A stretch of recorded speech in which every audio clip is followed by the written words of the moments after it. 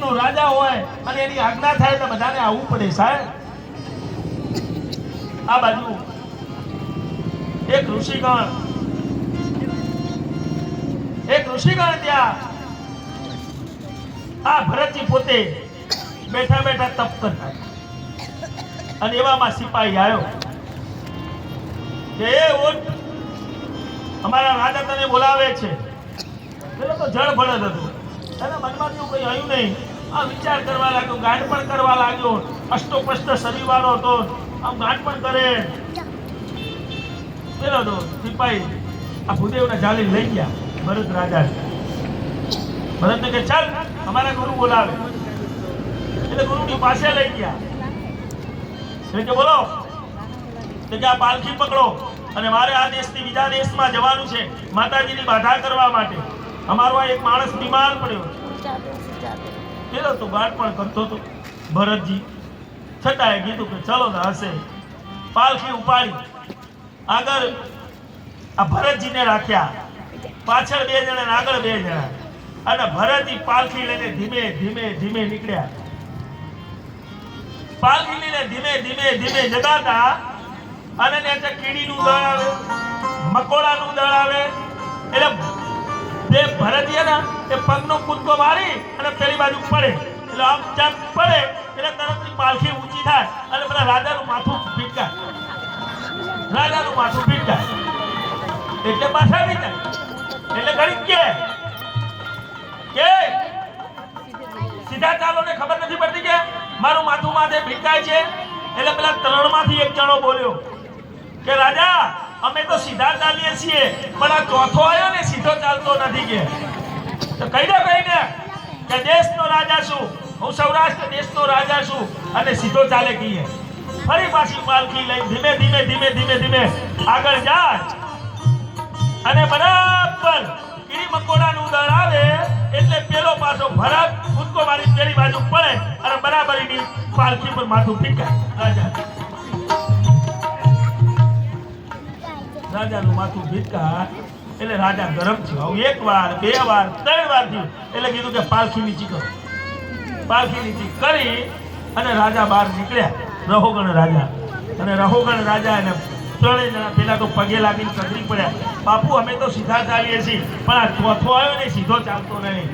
કે એમ કે સાલા અષ્ટપુષ્ટ છે, આટલો શરીર તારું તંદુરસ્ત છે, આટલો મજબૂત છે તો સીધો કેમ નથી ચાલતો? કે એટલે પાછું પેલા મગજમાં યાદ આવ્યું, જો હું રાજાને સીધી વાત કરીશ તો પાછું મારા હરણીના બચ્ચામાં આસક્ત થવું પડે એવી મારી દશા થશે. તો એટલે ગાંઠ પણ કરવા લાગી, એટલે રડવા લાગ્યો, થતી કરવા લાગ્યો, આવું બધું કરવા લાગ્યું.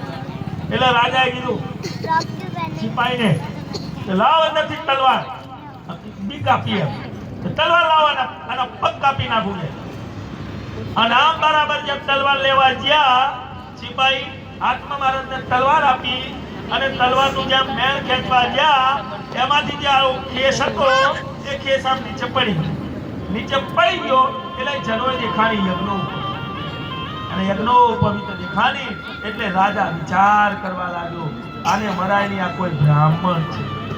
એટલે એને પૂછ્યું કે તમે કોણ છો?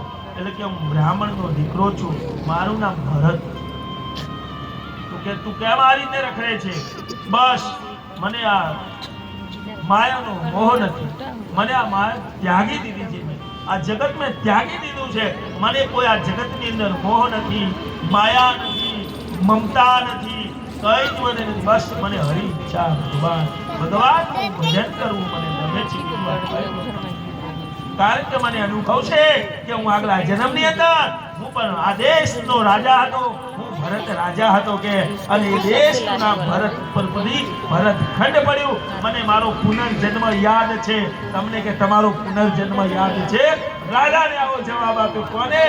ભરત. એટલે આપણો પુનર્જન્મ કયો આપણને ખબર નથી હોતી અને આવનાર જન્મ પણ આપણને ખબર હોતી નથી. આ દેશનો રાજા હતો, આ ભરત રાજા હતો, એને ખબર હતી કે હું બીજા જન્મની અંદર હું ભરત ખંડનો રાજા હતો. તું તો આ તો કે સૌરાષ્ટ્રનો રાજા છે, હું તો આખા ભારત દેશનો કે રાજા હતો. અને હરણીના બચ્ચામાં હું આસક્ત થઈ ગયો અને મારે આ ભોગવવું પડે.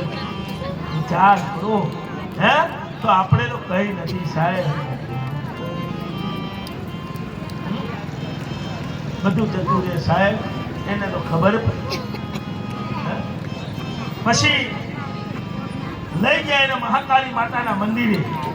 બીજા બાધા કરવા જતા હતા એ રાજા એ મહાકાળી માતાના મંદિરે લઈ જાય.